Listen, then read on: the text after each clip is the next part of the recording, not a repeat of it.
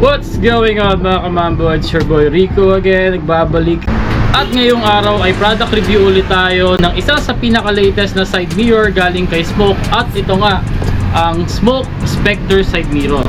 So titingnan natin ang itsura niya, pati na rin ang quality at ang presyo para malaman natin kung ito na ba ang susunod na side mirror para sa'yo.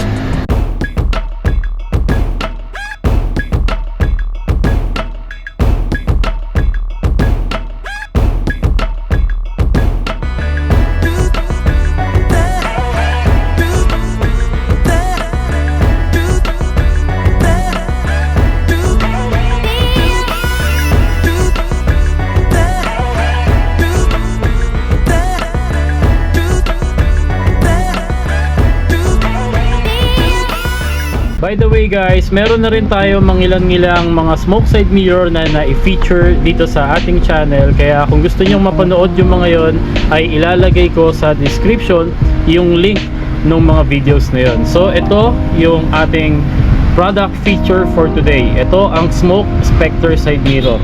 So ito yung box nya, nakalagay dito "We Dominate" and then yung brand ng Smoke.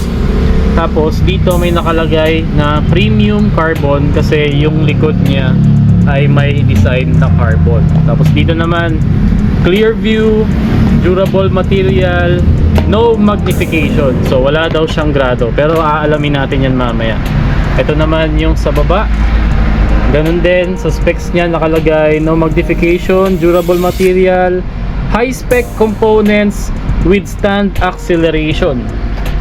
Ito naman sa gilid at ito naman sa kabila. Sa likod naman, ayan.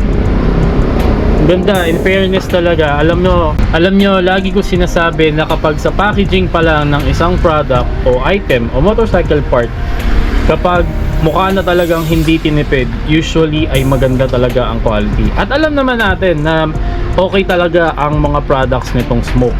By the way, hindi po tayo sponsored. Nagkataon lang na available to dito sa ating shop. Kaya, shinare ko sa inyo kasi nagandahan din ako sa kanya. So, buksan natin yung box.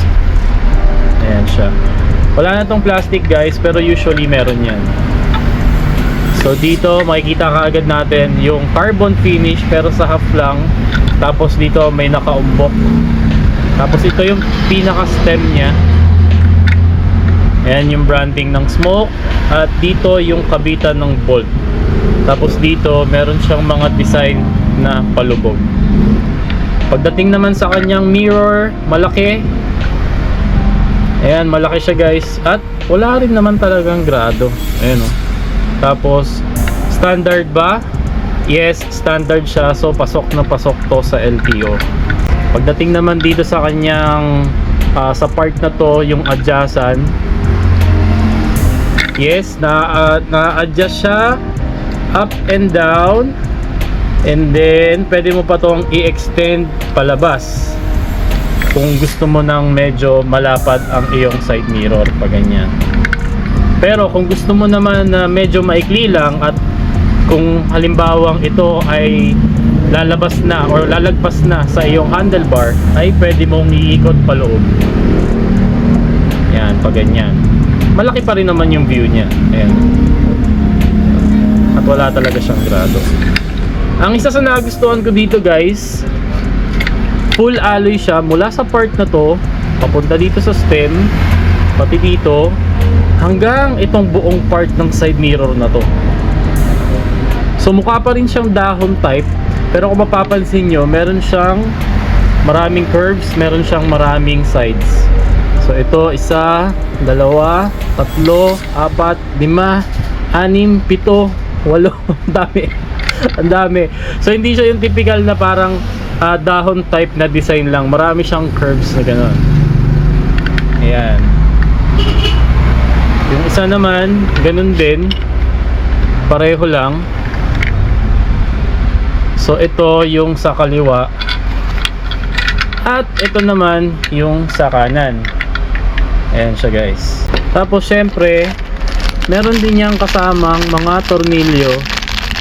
Usually yan 5 pieces talaga na tornilyo kasi yung isang set pang Honda, yung isang set naman ay pang Yamaha. Tapos pwede rin siya sa Suzuki, kaya siya naging universal. Tapos syempre may kasama na rin yung Allen wrench pamihit at lock washer, pati na rin itong plastic na itim na pantakip dito. Kasi sa mga hindi nakakaalam kung para saan yung plastic na yon, eto siya guys. So once na nilagyan mo ng tornilyo dito at nahigpitan mo na, ayan, ito yung panakip dyan. Yan. Kasi ang purpose niyan ay para hindi agad kalawangin yung bolt, hindi basta-basta papasukin ng tubig. Actually guys, itong Smoke Spectre side mirror ay ang upgraded version ng Smoke Nexus side mirror. At ang tanging pinagkaiba lang nila, kung itong Smoke Spectre ay full alloy magmula sa kabitan ng bolt hanggang sa stem, hanggang sa mismong pinaka-body ng kanyang salamin, ang Smoke Nexus ay plastic yung body ng salamin. Pero the rest, alloy pa rin siya. Tapos merong konting difference dito sa part na to. So doon sa Smoke Nexus, kung dito naka-fix siya, dito lang siya pwedeng ma-adjust.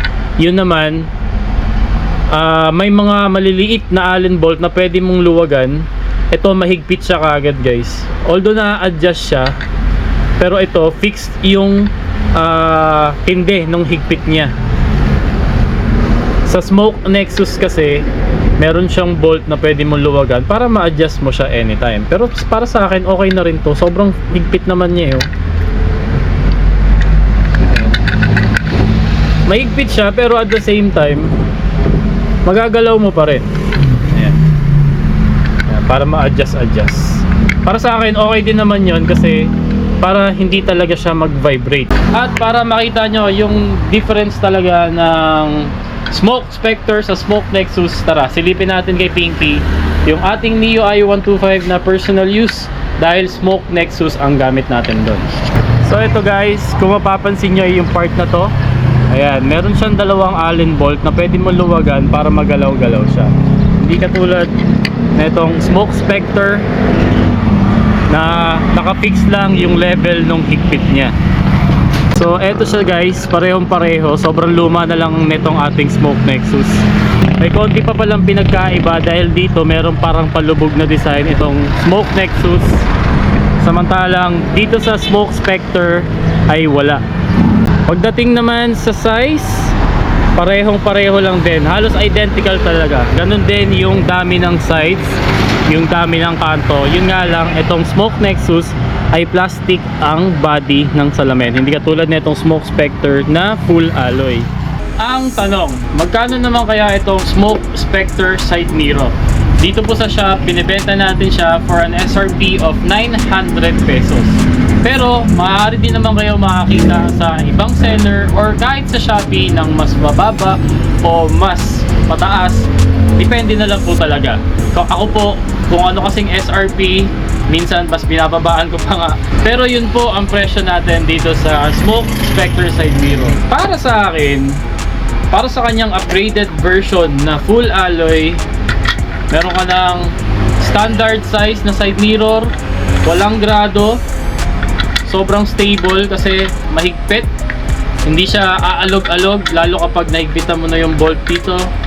Para sa akin guys, sulit na yon. Siyempre universal din naman yung mga ganito, so kahit anong motor, as long as may kabitan ka ng side mirror, yung tornilyuhan, eh makakabit mo ito. Para sa akin, sulit na siya guys. At kung sa usapan ng quality, sa Nexus wala naman ako naging problema. Half plastic pa yon. Paano pa kaya kapag sa katulad nito na full alloy? Nakita nyo naman, medyo luma na yung ating Nexus. Umupas na yung kulay. Kasi matagal-tagal ko na rin siyang gamit. Taon na rin. So sa next video guys, meron pa tayong next na i-feature na side mirror din from Smoke. Again, hindi po tayo sponsored. Nagkataon lang na meron tayong available dito sa shop, kaya sinishare ko po sa inyo. At yun ang naging ating product review sa Smoke Spectre side mirror. Kita-kits tayo ulit sa next video. Ride safe, drive safe. Peace!